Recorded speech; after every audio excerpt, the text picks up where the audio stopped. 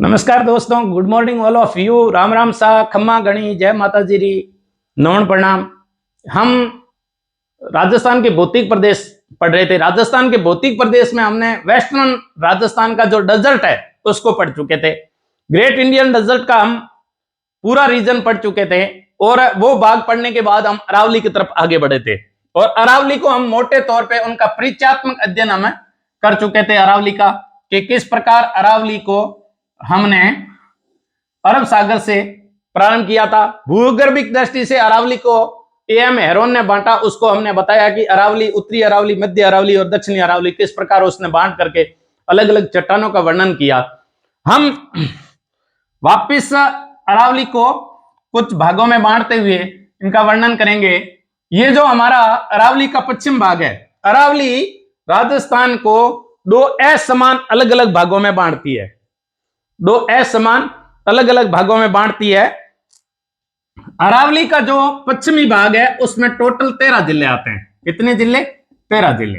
अरावली के पश्चिम में 13 जिले। इसमें से हम पढ़ चुके थे कि 12 जिले, सिरोही को छोड़ करके बाकी जिले क्या है? मरुस्थलीय है। बाकी जिले मरुस्थलीय है, ये हम पढ़ चुके थे। और टोटल अरावली के पश्चिम में 13 जिले हैं। और अरावली के पूर्व में कितने जिले हैं? 20 जिले हैं। अरावली के पूर्व में 20 जिले हैं। अब देखो, अरावली राजस्थान को दो विषम जलवायु प्रदेशों में बांटती है। पश्चिमी अरावली का जो भाग है वो एकदम उष्णकटिबंधीय जलवायु वाला क्षेत्र है और शुष्क क्षेत्र है, जबकि अरावली का पूर्वी क्षेत्र उप आर्द्र या आर्द्र भाग है और वो भी उष्णकटिबंधीय है लेकिन आर्द्र है।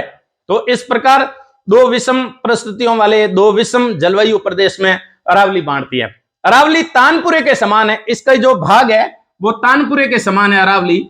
इस प्रकार अरावली यहां बीच में एकदम संकड़ी हो जाती है, बाकी अरावली तानपुरे के समान है।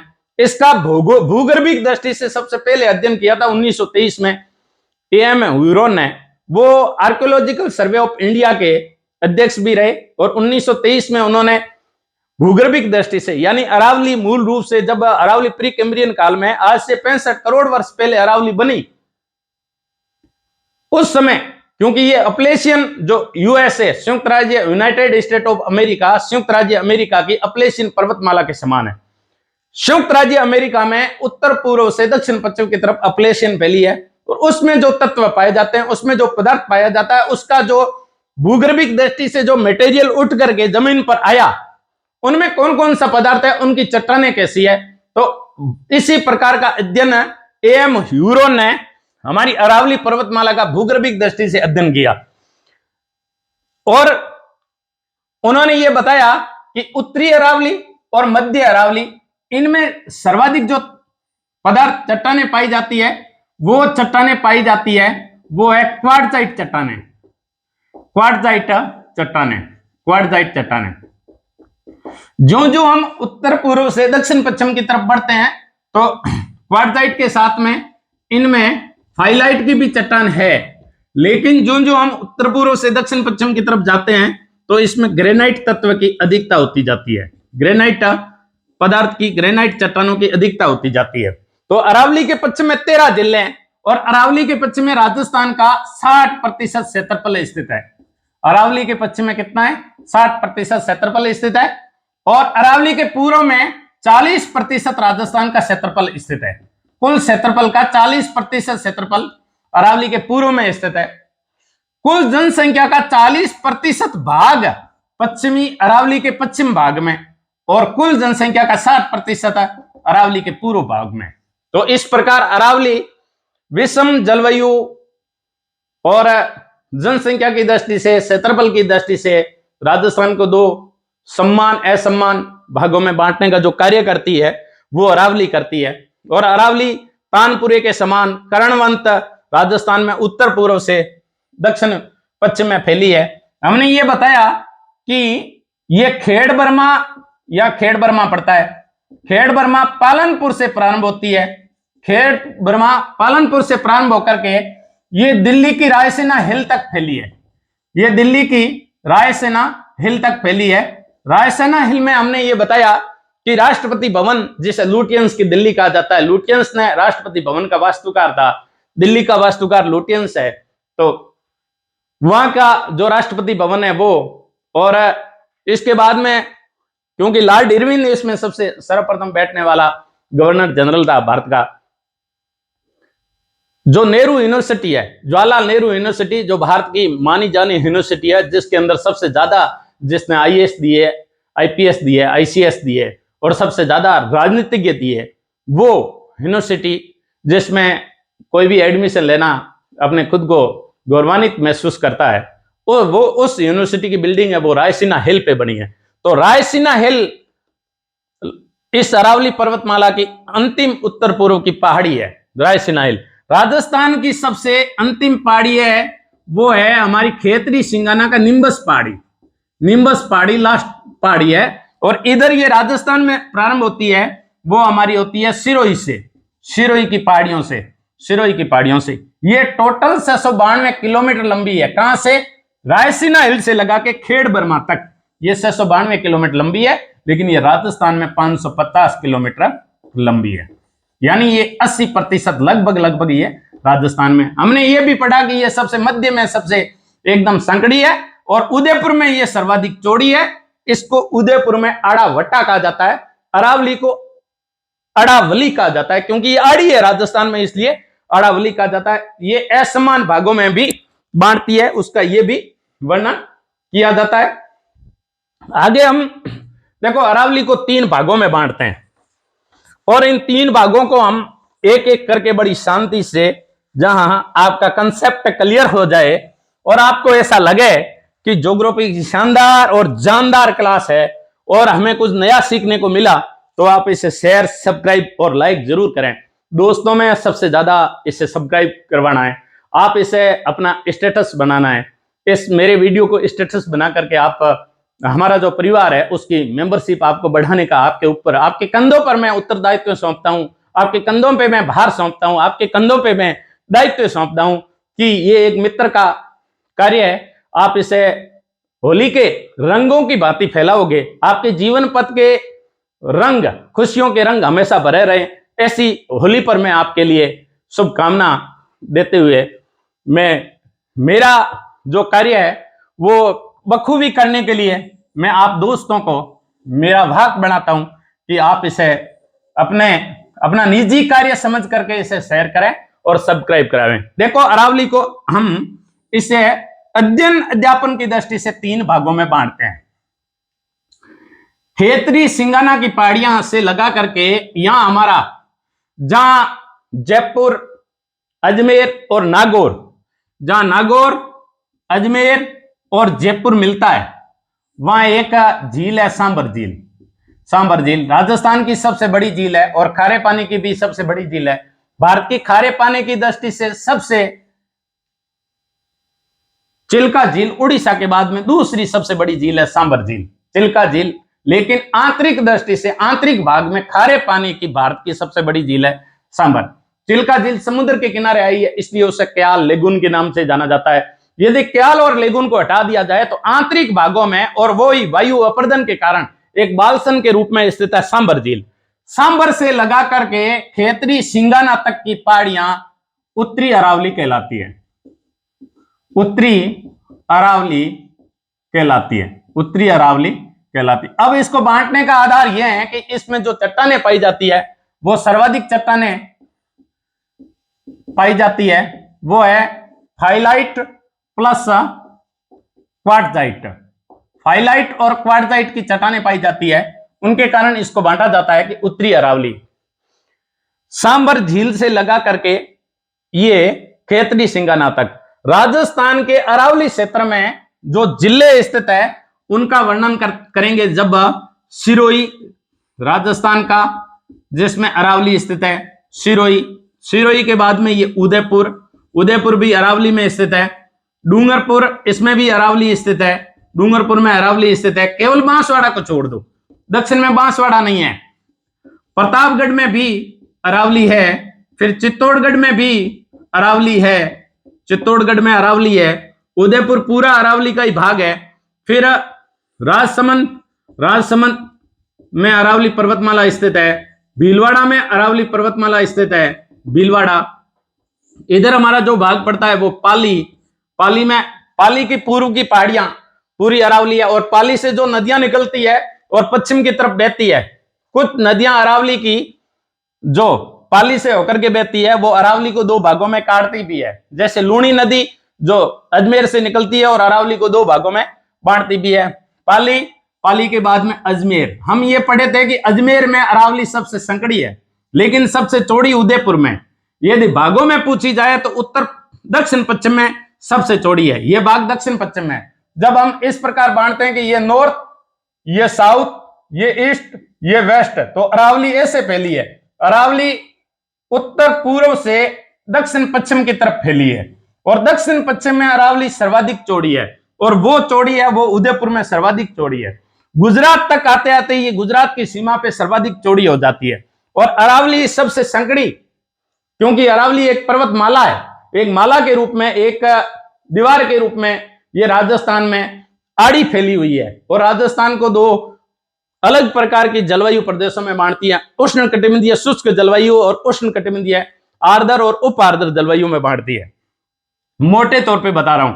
अच्छा, ये गुजरात, राजस्थान, हरियाणा और दिल्ली तक फैली है, यानी 3 राज्यों में और प्लस हरियाणा में फैली है। ये इसकी मूल जो जड़ है वो हमारे अरब सागर से उड़ती है, इसलिए अरावली, अरब सागर को अरावली का पिता कहा जाता है। क्यों कहा जाता है? क्योंकि मिनिकोय द्वीप है जो हमारा लक्षद्वीप है, केंद्र शासित प्रदेश भारत में 8 है। 8 केंद्र शासित प्रदेश में क्षेत्रफल की दृष्टि से सबसे छोटा और जनसंख्या की दृष्टि से सबसे छोटा जो केंद्र शासित प्रदेश है वो लक्षद्वीप है।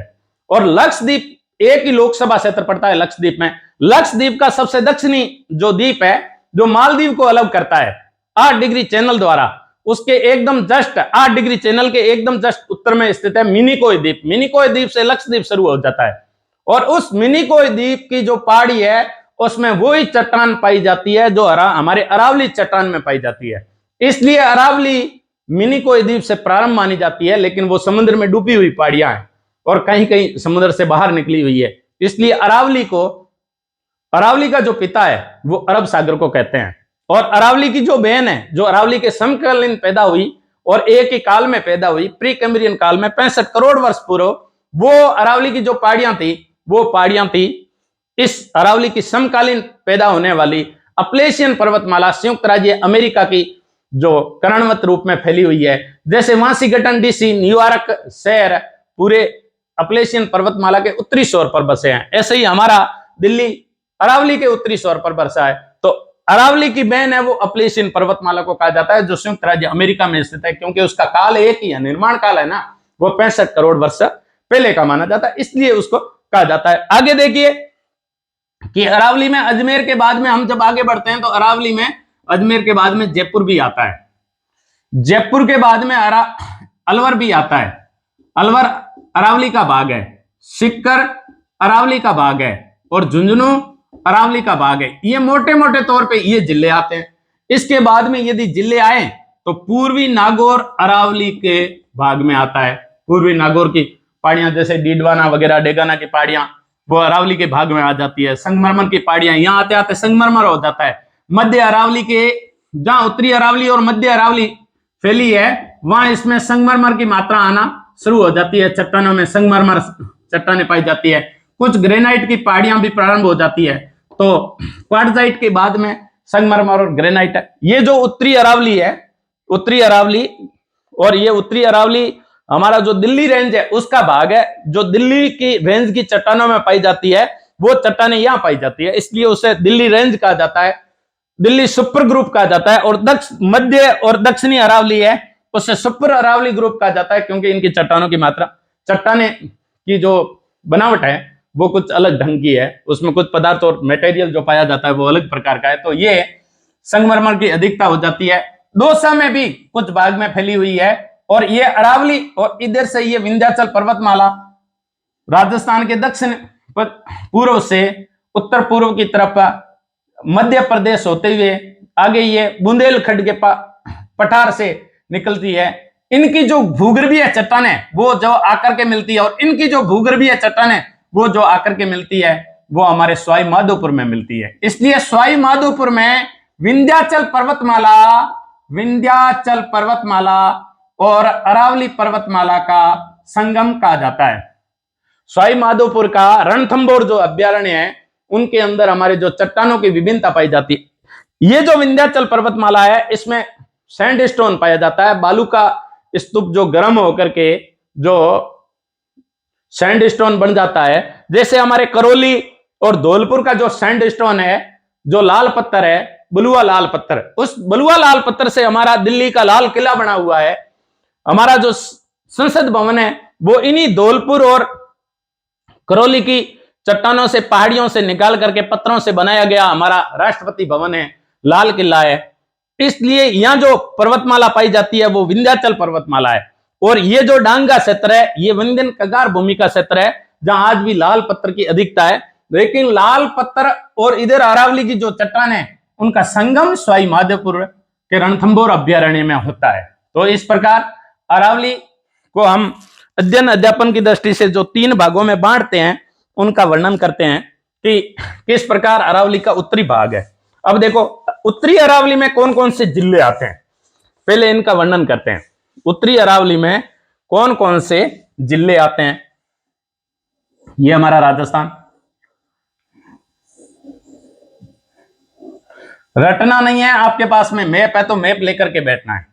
यहां हमारा आता अजमेर, अजमेर, और अजमेर का मैंने बताया कि अजमेर का जो उत्तरी भाग है सांबर, ये सांबर, जहां नागौर मिलता है। नागौर की पूर्वी पहाड़ियां, नागौर की पूर्वी पहाड़ियां, जयपुर की पहाड़ियां, जयपुर की पहाड़ियां, अलवर की पहाड़ियां, अलवर की पहाड़ियां, इधर सिक्कर की पहाड़ियां, और इधर झुंझुनू की पहाड़ियां, झुंझुनू की पहाड़ियां। ये पर्वतमाला का जो भाग है वो उत्तरी अरावली है। अरावली को हमने अध्ययन की दृष्टि से 3 भागों में बांटा। उत्तरी अरावली 3 भागों में बांटा, उत्तरी अरावली, दूसरा मध्य अरावली, मध्य अरावली, और तीसरा दक्षिणी अरावली। तीसरा है वो हमारा था दक्षिणी अरावली। आप नोट्स भी बनाएंगे साथ साथ में, आपको मैप लेकर के बैठना है। बिना मैप आप पार पढ़ने वाला नहीं है। आप मैप लेकर के बैठोगे तो आपका एकदम कंसेप्ट क्लियर होगा, क्योंकि मैं हर बात आपको मैप के माध्यम से समझाऊंगा। उत्तरी अरावली, मध्य अरावली और दक्षिणी अरावली। दक्षिणी अरावली को भी अपन अध्ययन की दृष्टि से और 2 भागों में बांट सकते हैं। इन्हें एक तो आबू पर्वत खंड को अलग कर सकते हैं। आबू पर्वत खंड है, उसकी बनावट है वो इंसेल वर्ग के समान है, इसलिए हम अध्ययन अध्यापन की दृष्टि से आबू पर्वत को, जो ये भाग है, इसको अलग भागों में बांटेंगे। और फिर ये अरावली का ये जो भाग है, ये इसे भोराट के पठार के रूप में, दक्षिणी अरावली के भोराट के पठार के रूप में पढ़ेंगे। भोराट के पठार की क्या विशेषता वो भी बताएंगे। फिर हमारा मध्य अरावली आ जाता है। मध्य अरावली सांबर झील से लेकर के जो देवगढ़ पड़ता है, और देवगढ़ पड़ता है राजसमंद में, राजसमंद में, राजसमंद की उत्तर से दक्षिण की तरफ भीम, आमेट, देवगढ़ ये तहसील है। तो देवगढ़ तहसील से लगा करके, देवगढ़ कस्बे से लगा करके सांबर झील तक की पहाड़ियां मध्य अरावली में आती है। ये मध्य अरावली है, ये मध्य अरावली है। और सांबर से लगा करके झुंझुनू की सिंगाना तक की पहाड़ियां उत्तरी अरावली आती है। और देवगढ़ से लगा करके सिरोही तक की पहाड़ियां दक्षिणी अरावली में आती है। और दक्षिणी अरावली को हमने 2 भागों में बांटा अध्ययन अध्यापन की दृष्टि से, आबू पर्वत, और हमने इसे भोराट का पठार, इस भोराट पठार को न बोल करके इसे मेवाड़ की पहाड़ियां बोल सकते हैं, मेवाड़ की पहाड़ियां बोल सकते हैं। देसरो, जरगा, रागा, ये मेवाड़ की पहाड़ियां हैं। तो ये भाग किया जाता है। अच्छा, ये भाग आ नहीं रहा, कोई बात नहीं, थोड़ा इधर आ जाता हूं। हाँ, दिखाई नहीं दे रहा होगा, चलो कोई बात नहीं, दिखाई नहीं दे रहा होगा, मैं वापिस इधर आपको बढ़ा दूंगा कि उत्तरी अरावली, मध्य अरावली, दक्षिणी अरावली, ये भाग आ रहा है। उत्तरी अरावली, मध्य अरावली और दक्षिणी अरावली। दक्षिणी अरावली को 2 भागों में बांटा, आबू पर्वत और भोराट का पठार या मेवाड़ की पहाड़ियां। अब देखो, हम पढ़ रहे थे उत्तरी अरावली। उत्तरी अरावली सांबर से लगा करके कहां तक है? खेतरी सिंगाना तक। अब देखो इसमें कौन कौन सी पहाड़ियां आती है। शेखावटी में चूरू, सिक्कर, झुंझुनू 3 जिले आते हैं, लेकिन चूरू में पहाड़ियां नहीं है और सिक्कर और झुंझुनू में पहाड़ियां हैं। तो सिक्कर, चूरू की जो पहाड़ियां हैं, उस पहाड़ियों को, झुंझुनू की पहाड़ियां हैं, सिक्कर और झुंझुनू की शेखावटी की पहाड़ियां, ये उत्तरी अरावली की पहाड़ियां, शेखावटी की पहाड़ियां, और ये तांबे से भरी हुई है, ताम्रपट्टी के रूप में। तोरावटी की पहाड़ियां, तोरावटी की पहाड़ियां, तोरावटी की पहाड़ियां, तोरावटी की पहाड़ियां, तोरावटी की पहाड़ियां वो पहाड़ियां हैं जहां सिक्कर की खंडेला पहाड़ियों से जो नदी निकलती है, उस नदी के नाम पे तोरावटी की, तंवर वंशिया होने के कारण कांतली नदी के बेसिन को तोरावटी कहा जाता है। खंडेला की पहाड़ियों से निकल करके सिक्कर से होते हुए झुंझुनू तक जाकर के ये 100 किलोमीटर बह करके समाप्त हो जाती है। उसके इर्द गिर्द के क्षेत्र को तंवरों का क्षेत्र होने के कारण उसे तोरावटी कहा जाता है। और वहां जितनी भी पहाड़ियां हैं वो सारी की सारी तोरावटी की पहाड़ियां हैं। और शेखावटी की पहाड़ियां, जब हम अलवर में आते हैं तो अलवर में एक नजारा और देखते हैं, और अलवर में जो हम नजारा देखते हैं वो हमारा नजारा है, देखो थोड़ा इधर बना देते हैं।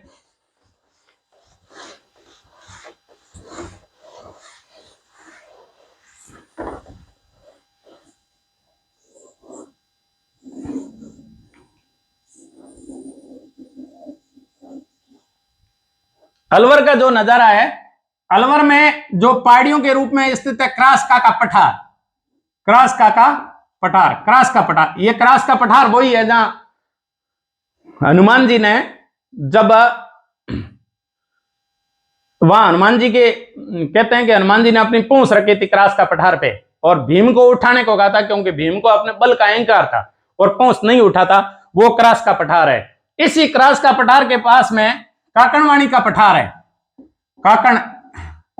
काकड़वाड़ी का पठार है, काकड़वाड़ी, काकड़वाड़ी का जो पठार है, इस काकड़वाड़ी के पठार पर किला स्थित है, काकड़ किला, काकड़ है, काकड़वाड़ी का किला। काकड़वाड़ी का किला सरिस्का अभ्यारण्य में स्थित है, सरिस्का अभ्यारण्य में स्थित है। देखो किसी का सौभाग्य कह दो या दुर्भाग्य कह दो, जब सांझा के काल में उत्तराधिकारी युद्ध प्रारंभ हुआ तो उत्तराधिकारी युद्ध में सबसे पहले धर्मत का युद्ध माना जाता है, और वो मध्य प्रदेश में यहां हुआ था 1658 में। और इधर से दारा सिक्को आया था और औरंगजेब दक्षिण में गया हुआ था, और मध्य प्रदेश में धर्मत नामक स्थान पर सांझा के समय सांझा के बेटों के मध्य, चारों के मध्य धर्मत का युद्ध हुआ था। यह धर्मत का युद्ध हुआ था 1658 में, और धर्मत के युद्ध में औरंगजेब जीत गया था, और औरंगजेब जीत करके आगरा की तरफ आगे बढ़ा, और आगरा जाकर के उसने अपने पिता को हराया और पिता को आगरा के किले में कैद कर लिया। इधर उस धर्मत के युद्ध में औरंगजेब का साथ दे रहे थे, दारा सिक्को का साथ दे रहे थे एक हमारे राजपुताने का, राजस्थान का सबसे ताकतवर राजा उस समय था, जिनका नाम था जसवंत सिंह। ये वही जसवंत सिंह है जिनकी रानी ने मारवाड़ के किले को गेट बंद करवा दिया था, और इस आधार पे करवा दिया था कि राजपूती का जाया हुआ, राजपूतन का जाया हुआ बेटा और सूरवीर कभी भी पीठ दिखा करके, शूरा कभी युद्ध भूमि में पीठ दिखा करके, वो या तो गोली खा करके आता है, या मार करके आता है, या मर करके उसकी डेड बॉडी आती है। जिंदा कभी पीठ गीदड़ की भांति बता करके नहीं दौड़ता है। और वो धर्मत के युद्ध में जब औरंगजेब जीत गया, तब ये अपनी जान बचा करके मारवाड़ भागे थे, और इनकी रानी थी जसवंत दे, जो हाड़ी रानी थी। उन्होंने किले के, मारवाड़ के किले के, जोधपुर के जोधाने के किले के दरवाजे नहीं खोले थे, और ये कह दिया था कि मैंने मान लिया कि जसवंत सिंह है, वो युद्ध भूमि में काम आ गए, और मैं उसको मरा हुआ मानता हूं जो युद्ध भूमि में पीठ बता करके आ गए। तब उन्होंने कहा कि मैं बहुत घायल हो गया हूं, और मेरा जब इलाज हो जाएगा तो मैं वापस जाऊंगा और औरंगजेब को हराऊंगा। कहते हैं कि दारा सिक्को भी हार करके आ गया था, वो अजमेर आ गया था, और अजमेर के तारागढ़ किले में उसने आकर के शरण ली थी, जहां गढ़बीटली बना हुआ है, गढ़बीटली में शरण ली थी। कहते हैं कि दारा सिक्को यहां आ गया, और जसवंत दे ने जब जबरदस्ती उसे अजमेर भेजा, उधर औरंगजेब भी आ गया, और 1659 के अंदर धर्मत के युद्ध के बाद में अजमेर के पास में दोराई का युद्ध हुआ। दोराई का युद्ध, दोराई के युद्ध में जसवंत सिंह ने बड़ी ही सूझबूझ से काम लिया, और इन्होंने कह दिया, जसवंत सिंह जी ने दोराई के युद्ध में यह कह दिया कि ये भाइयों का झगड़ा है, और भाइयों के झगड़ों में मुझे बीच में नहीं पड़ना चाहिए। और इस प्रकार उसने युद्ध भूमि से किनारा कर लिया, और औरंगजेब ने दारा सिक्को को हरा दिया, और दारा सिक्को को हरा करके उसने अलवर के किले में कैद रखा, काकनवाड़ी के किले में केदरखा कंकनवाड़ी का किला कहा जाता है, कंकनवाड़ी का या कंकनवाड़ी का किला कहा जाता है। और अलवर के इसी सरिस्का अभयारण्य में स्थित है। इसी किले में औरंगजेब ने दारा सिकों को कैद रखा था। देखो, दारा सिकों का जन्म हुआ था वो अजमेर के गढ़बीटली तारागढ़ किले में हुआ था, और जब वो पकड़ा गया तब भी गढ़बीटली किले में पकड़ा गया, और जब उसे अंधा करके उसे मृत्यु तक पहुंचाया गया वो काकनवाड़ी किले अलवर के किले से पहुंचाया गया। तो क्रास्का का पठार, काकनवाड़ी का किला, सरिस्का अभयारण्य में जो मोरों की घाटी है, हाँ, जिसे काली घाटी के नाम से जाना जाता है, वही अरावली का भाग है। तो क्रास का पठार, कांकनवाड़ी का पठार, शेखावटी की पहाड़ियां, तोरावटी की पहाड़ियां, सांबर की उत्तर की पहाड़ियां और अलवर की पहाड़ियां, जयपुर की पहाड़ियां, ये सारी पहाड़ियां उत्तरी अरावली के अंतर्गत आती है। उत्तरी अरावली में और कौन कौन सी पहाड़ियां आती है उनके बारे में अपन वर्णन करते हैं, उनके बारे में वर्णन करते हैं। देखो, मैं आपको कुछ पहाड़ियों के नाम बताता हूं कि ये हमारा झुंझुनू जिसकी गोद में बैठा है वो है सिक्कर, और सिक्कर की सबसे ऊंची पहाड़ी है वो है रघुनाथगढ़। रघुनाथगढ़ जो पहाड़ी है, इस रघुनाथगढ़ की पहाड़ी 1055 मीटर ऊंची है, 1055 मीटर। उत्तरी अरावली की सबसे ऊंची पहाड़ी है रघुनाथगढ़, और ये सिक्कर में स्थित है रघुनाथगढ़, 1055 मीटर ऊंची है। इसके बाद में जहां 84 कोस की परिक्रमा होती है, या तो लोहारगल होती है या मालखेत की पहाड़ियां होती है। जो मालखेत की पहाड़ियां है वो सिक्कर है, वो भी सिक्कर में, और वो है मालखेत की पहाड़ियां। मालखेत की पहाड़ियां सिक्कर जिले में है, और ये 1052 मीटर ऊंची है, 1052 मीटर ऊंची है। और मालखेत की पहाड़ियां दूसरे नंबर पे है। सबसे ऊंची पहाड़ी उत्तरी अरावली की पहाड़ियां रघुनाथगढ़ 1055 मीटर, दूसरी मालखेत की पहाड़ियां सिक्कर, ये दोनों सिक्कर में है, ये भी सिक्कर में है। इस प्रकार मालखेत की पहाड़ियां, रघुनाथ की पहाड़ियां, मालखेत की पहाड़ियां। इसके बाद में लगातार 3 पहाड़ियां जो ऊंची है, उन पहाड़ियों का हम यदि वर्णन करें तो रघुनाथ की पहाड़ियां, मालखेत की पहाड़ियां, और इसके बाद में एक झुंझुनू की पहाड़ी आती है जिसे लोहारगल की पहाड़ी कहते हैं। ये झुंझुनू की पहाड़ी, ये एक पवित्र तीर्थ स्थल है लोहारगल, जहां 84 कोस की परिक्रमा भी होती है। लोहारगल ये 1051 मीटर है, 1051 मीटर है। और ये झुंझुनू में लोहारगल 1051 मीटर है, और ये झुंझुनू में। इसके बाद में जो दूसरी पहाड़ी आती है वो पहाड़ी है वो भोजगढ़ की पहाड़ी है, वो भी झुंझुनू में। फिर आती है भोजगढ़ की पहाड़ी। लोहारगल 1051 मीटर है, और लोहारगल के बाद में जो पहाड़ी आती है वो भोजगढ़ की पहाड़ी है। और भोजगढ़ की पहाड़ी झुंझुनू के अंदर 997 मीटर है, 997। भोजगढ़ और लोहारगल ये झुंझुनू में स्थित है। फिर झुंझुनू की जो पहाड़ी आती है, देखो, एक पहाड़ी है बब्बई पहाड़ी। बब्बई जो पहाड़ी है ना वो पड़ती है झुंझुनू में। एक पहाड़ी है बाबाई।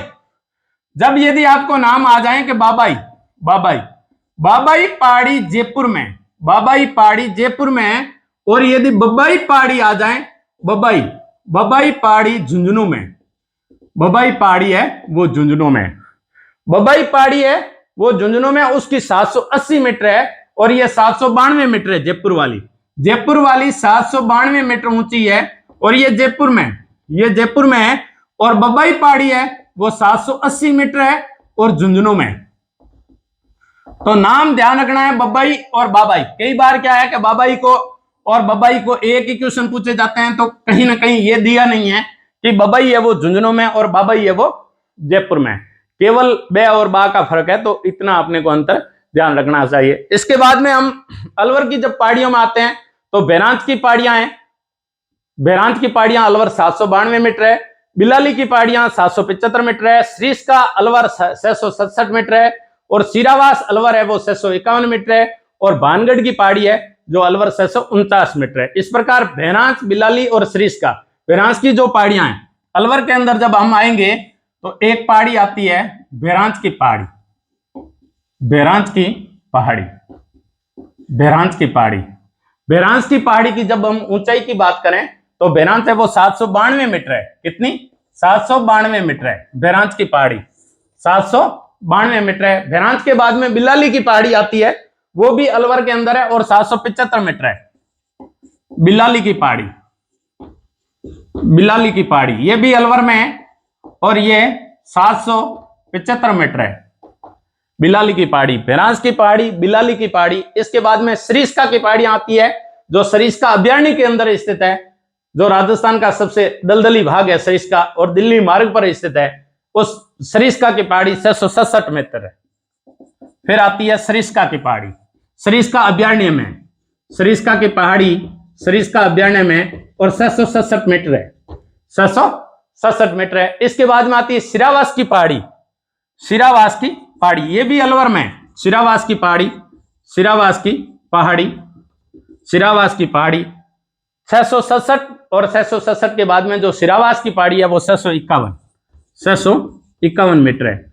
सिरावास की पहाड़ी के बाद में एक महत्वपूर्ण पहाड़ी आती है, वो है भानगढ़ की पहाड़ी। और आपने इसके बारे में खूब सुना होगा, भानगढ़ की पहाड़ी। भानगढ़ की पहाड़ी पे जो किला स्थित है वो फेमस किला है और भूता किला है, भूत प्रेतों का किला है। वहां रात को कोई नहीं ठहरता है, वहां राजाओं की आत्मा आज भी, विभिन्न राजाओं की आत्मा आज भी भटकती है और उस किले में किसी को सोने नहीं देती है। तो भूत प्रेतों का किला, जहां भूत आज भी निवास करते हैं, किसी को सोने नहीं देते हैं, एक वीरान किला भानगढ़ पहाड़ी पर, अलवर का किला भानगढ़ की पहाड़ी पर स्थित है, वो किला यहीं स्थित है। उसी के पास में अलवर दुर्ग है, जो दुर्ग का किला बना हुआ है वो 597, वो भी एक पहाड़ी पर है, जिसे अलवर दुर्ग पहाड़ी कहते हैं, अलवर दुर्ग पहाड़ी कहते हैं। और अलवर दुर्ग पहाड़ी इससे जो है थोड़ी सी दूरी पर है और 597 मीटर है, 597 मीटर है। तो ये इस प्रकार अलवर की जो पहाड़ियों में आती है, तो बहरांच की पहाड़ियां 792 मीटर, बिलाली की पहाड़ियां 775 मीटर, सरिस्का की पहाड़ियां 667 मीटर, सिरावास की पहाड़ियां 651 मीटर, भानगढ़ की सिरावास की पहाड़ी और इसके बाद में भानगढ़ की पहाड़ी जहां भूता किला स्थित है, अलवर की पहाड़ी।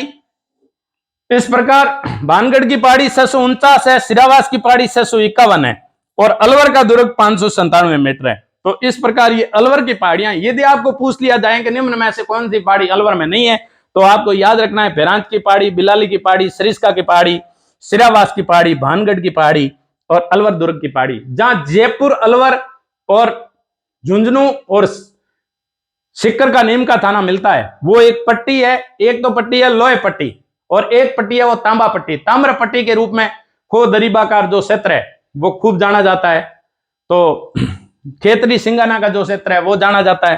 तो ये जो भाग है जहां आपस में मिलता है, तो ये लोहे पट्टी के रूप में, लोहे पट्टी और ताम्र पट्टी के रूप में ये पहाड़ियां जानी जाती है। इसके बाद में हम जब जयपुर की पहाड़ियों में आ जाते हैं, तो जयपुर की सबसे ऊंची पहाड़ी है वो खो पहाड़ी है। खो पहाड़ी 920 मीटर है।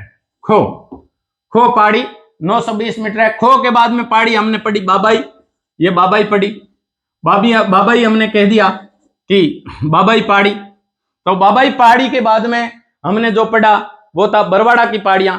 बरवाड़े की पहाड़ियां जहां बरवाड़ा युद्ध भी हुआ था और ये इंपॉर्टेंट है, 786 बरवाड़ा की पहाड़ियां, बरवाड़ा की पहाड़ियां 786 मीटर। बरवाड़ा के बाद में मनोहरपुरा की पहाड़ियां जयपुर 747 मीटर। बेराट की पहाड़ियां 704, जहां बेराट पे अशोक स्तंभ पाया गया है।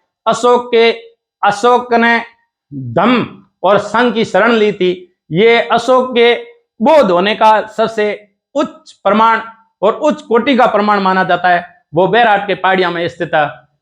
अशोक के स्तंभ से जो हमें अशोक की पहाड़ियों से, अशोक जहां बीजक की डूंगर की पहाड़ियां हैं वो बेराट की पहाड़ियों का भाग है। जयगढ़ किला स्थित है जो जयपुर के अंदर 648 मीटर जयगढ़ पहाड़ी ये है। फिर नाहरगढ़ जो किला स्थित है वो 599, ये जयपुर की है। तो नाहरगढ़, जयगढ़, बेराट, मनोहरपुरा और बरवाड़ा, बाबाई, ये इस प्रकार जयपुर की पहाड़ियां हैं। कुछ जो उत्तरी अरावली की पहाड़ियां हैं उनको मैं आपको अवरोही क्रम में, आरोही क्रम से अवरोही क्रम, यानी आपको घटते क्रम में अवरोही क्रम में बताता हूं। एक होता है असेंडिंग ऑर्डर और एक होता है डिसेंडिंग ऑर्डर। जो हमारा असेंडिंग ऑर्डर और डिसेंडिंग ऑर्डर है उनके अनुसार है। अपने की कई बार पहाड़ियों को पूछा जाता है निम्न में से पहाड़ियों के बढ़ते हुए ऊंचाई की दृष्टिकोण से बताइए, या पहाड़ियों के घटते क्रम को बताइए ऊंचाई की। तो मैंने उत्तरी अरावली की जो पहाड़ियां हैं हमारे अलवर की पहाड़ियां हैं, जयपुर की पहाड़ियां हैं, सिक्कर की पहाड़ियां हैं, झुंझुनू की पहाड़ियां हैं और उत्तरी अजमेर की पहाड़ियां। उन पहाड़ियों को मैंने घटते क्रम में, अवरोही क्रम में आपको बताया है कि आपको जब पूछा जाए तो एग्जाम में घबराने की जरूरत नहीं है और आपको कुछ अपने तरफ से ट्रिक बना करके, किसी दूसरे की ट्रिक का आपको यूज नहीं करना है। मैं आपको बता सकता हूं कि रघु लोवाला भोजगढ़ में बेरांच, ऐसे करके मैं यदि आपको बताऊंगा तो आपको याद नहीं रहेगी। आप खुद अपनी ट्रिक बनाइए कि उत्तरी अरावली की पहाड़ियों को किस प्रकार हम इन शब्दों का मेल करके हम इसे अवरोही क्रम में बताएं। देखो, सबसे ऊंची पहाड़ी है उत्तरी अरावली की, वो रघुनाथगढ़, और ये पूछा हुआ क्वेश्चन है आधी आधी बार 1055 मीटर है और सिक्कर जिले में स्थित है। रघुनाथगढ़ की पहाड़ियां 1055 मीटर और सिक्कर में स्थित है। फिर पूछा जाता है मालखेत की पहाड़ियां सिक्कर या 84 कोस की परिक्रमा भी लगती है पवित्र पहाड़ियों के रूप में, 1052 मीटर है और सिक्कर में स्थित है। तो लगातार दो पहाड़ियां, ऊंची पहाड़ियां कहां स्थित है? सिक्कर में। उत्तरी अरावली की रघुनाथगढ़ खूब सारी पूछी गई है, उसके बाद में मालखेत की पहाड़ियां पूछी है, लेकिन कभी ये नहीं पूछा कि निम्न में से सबसे ऊंची पहाड़ी, रघुनाथगढ़ की पहाड़ी उत्तरी अरावली की सबसे ऊंची पहाड़ी है रघुनाथगढ़ की, ये पूछा हुआ क्वेश्चन है। लेकिन आने वाला जो क्वेश्चन है ये भी हो सकता है उत्तरी अरावली की दूसरे नंबर की पहाड़ी है, तो मालखेत की पहाड़ी पूछी जा सकती है। लोवारगल एक धार्मिक स्थल है झुंझुनू के अंदर, 1051 मीटर ऊंचा है और खूब बार पूछा गया क्वेश्चन है। लोवारगल का कुंड है जहां गर्म और ठंडे पानी के झरने हैं और खूब लोग है यात्रा करते हैं लोवारगल, यहां भी परिक्रमा लगती है लोवारगल की और एक पवित्र तीर्थ स्थल के रूप में प्रसिद्ध है। तो लोवारगल है वो 1051 मीटर है और झुंझुनू में भोजगढ़ 997 मीटर है और झुंझुनू में है। और 5वें नंबर की खो पहाड़ियां, ये खूब बार पूछा गया क्वेश्चन है, 920 मीटर जयपुर में खो की पहाड़ियां खूब बार पूछा गया क्वेश्चन है। बेरांच की पहाड़ियां 792 मीटर 6 नंबर पे बेरांच की पहाड़ियां और अलवर जिले में स्थित है, खूब बार पूछा गया क्वेश्चन है। 7वें नंबर पर बाबाई की पहाड़ियां और देखो बेरांच की पहाड़ियां 792 792 ये जो बेरांच की पहाड़ियां है वो अलवर में है और बाबाई की पहाड़ियां हैं वो जयपुर में, और दोनों की ऊंचाई है वो 792 है। फिर है बरवाड़ा की पहाड़ियां जयपुर में और 786 मीटर है और जयपुर के अंदर स्थित है। आप इसे 786 एक पवित्र अंक के रूप में, जो इस्लाम धर्म में पवित्र अंक माना जाता है 786, उससे याद रख सकते हो कि बरवाड़ा जयपुर की पहाड़ी है वो 786 मीटर ऊंची है। फिर आती है बबाई की पहाड़ी, बबाई 780 मीटर है और झुंझुनू में स्थित है। फिर आती है बिलाली की पहाड़ियां, 10वें नंबर पे बिलाली की पहाड़ियां और बिलाली की पहाड़ियां 775 मीटर और अलवर में स्थित है। 11वें नंबर पे मनोहरपुरा की पहाड़ियां, मनोहरपुरा का खूब सारा क्षेत्र है वो नदियों के लिए प्रसिद्ध है और 747 मीटर और जयपुर में स्थित है मनोहरपुरा। बेराट खूब बार पूछा गया क्वेश्चन है, 704 मीटर जयपुर, बुद्ध धम्म और संघ की शरण अशोक गया था, अशोक बहुत धर्मावलंबी था, ये हमें बेराट की पहाड़ियों से पता चलता है, जहां बीजक डूंगरी है, भीम डूंगरी है और बीजक डूंगरी, भीम डूंगरी, जहां बेराट का स्तंभ और बेराट का शिलालेख पाया गया, उस शिलालेख से हमें अशोक के बौद्ध धम्म और संघ की जानकारी मिलती है। यहाँ खूब सारे बौद्ध मठ थे, ये बेराट की पहाड़ियों पाए गए हैं, वो 704 मीटर है। फिर 13वें नंबर की सरिस्का की पहाड़ी 677 मीटर और अलवर और सरिस्का अभ्यारण्य सभी को पता है कि राजस्थान में सरिस्का अभ्यारण्य अलवर में स्थित है। सिरावास की पहाड़ी 651 मीटर, अलवर 14 नंबर की पहाड़ी है। 15 नंबर भानगढ़ जो भूता किला है 649 मीटर है, अलवर में। जयगढ़ का किला जो जयपुर के अंदर स्थित है, जहां से जयगढ़ से जयबाण से जो तोप छोड़ी गई थी ताकसू के अंदर, कहते हैं कि उस जमाने के अंदर खूब सारे जीवों के गर्भ गिर गए थे, नारियों के जो गर्भवती थी उन्हें जयबाण से जो तोप छोड़ी गई, वहां से जयगढ़ के किले के अंदर ही कैद रखा जाता था उस समय राजनीतिक कैदियों के रूप में। तो जयबाण से जो धमाका हुआ था और ताकसू के अंदर जो तालाब बन गया था, वो जयगढ़ किला 648 मीटर ऊंचा है। नारगढ़ 599 जयपुर और ये पश्चिम की है, और अलवर दुर्ग 597 मीटर और अलवर। इस प्रकार ये अवरोही क्रम में, उत्तरी अरावली की अवरोही क्रम में मैंने पहाड़ियां बताई कि 1 नंबर पे रघुनाथगढ़ है 1055 मीटर सिक्कर, 2 नंबर पे मालखेत है 1052 मीटर सिक्कर, 3 नंबर पे लोहारगल है 1051 मीटर झुंझुनू, 4 नंबर पे भोजगढ़ है 997 मीटर झुंझुनू। फिर 5वें नंबर पे खो है Jaipur 920, Bhojgarh 792 metre Alwar, Babai 792 metre Jaipur. 8 number पे बरवाड़ा 786 मीटर जयपुर। 9 नंबर पे बब्बई 780 मीटर झुंझुनू। 10 नंबर पे बिलाली 775 मीटर अलवर। 11 नंबर पे मनोरपुरा 747 मीटर जयपुर। 12 नंबर पे बैराट की पहाड़ियां 704 मीटर जयपुर। 13 नंबर पे सरिस्का 677 मीटर अलवर। 14 नंबर पे 651 मीटर सीरावास की पहाड़ियां अलवर। भानगढ़ की पहाड़ियां 649 मीटर अलवर। 16 नंबर पे जयगढ़ 648 मीटर जयपुर। 17 नंबर पे नारगढ़ की पहाड़ियां 599 मीटर जयपुर। 18 नंबर पे अलवर दुर्ग 597 मीटर अलवर। तो इस प्रकार हमने पढ़ा। इसके अलावा जो हमारा जो क्षेत्र है उसको यदि अपन ले तो जो क्षेत्र आता है, मैं आपको इस देखो उत्तरी अरावली कट्टी फटी है, लेकिन इस प्रकार के दर्रों का नाम बहुत कम मिलता है। 1-2 दर्रों का नाम मिलता है, जैसे कुशाली घाट दर्रा, और ये हमारा राजस्थान, और राजस्थान के अंदर है अरावली जहां मिलती है वो मिलती है सवाई माधोपुर में। सवाई माधोपुर के अंदर है। हम जब रणथंभौर अभ्यारण्य में घूमते हैं तब एक ऊंची नीची पहाड़ियों का एक दर्रा मिलता है हमें, जिसे ढूंढीमल दर्रा कहा जाता है। यह सवाई माधोपुर रणथंभौर के अभ्यारण्य में। एक हम जब गढ़ गणेश जाते हैं तब बीच में आता है कुशाली घाट दर्रा। तो ये दो उत्तरी अरावली के 2 दर्रों में ढूंढीमल दर्रा और कुशाली घाट दर्रा जो सवाई माधोपुर के हैं, ये 2 दर्रे प्रसिद्ध है।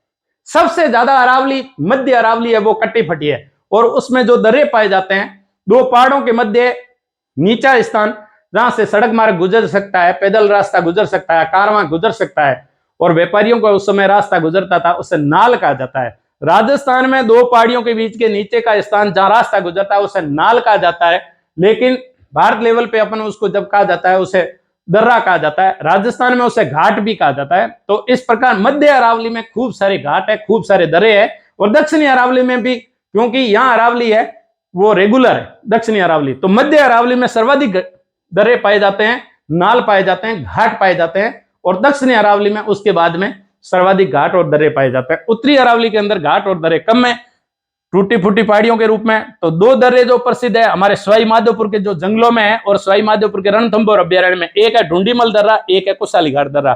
तो इस प्रकार हम उत्तरी अरावली को पढ़ा। आगे हम जो अरावली को पढ़ेंगे वो मध्य अरावली की पहाड़ियां, और मध्य अरावली की पहाड़ियों के अंदर मध्य अरावली के दर्रे, बड़ा इंपॉर्टेंट टॉपिक होगा, देखना मत भूलिए। जय हिंद, जय भारत।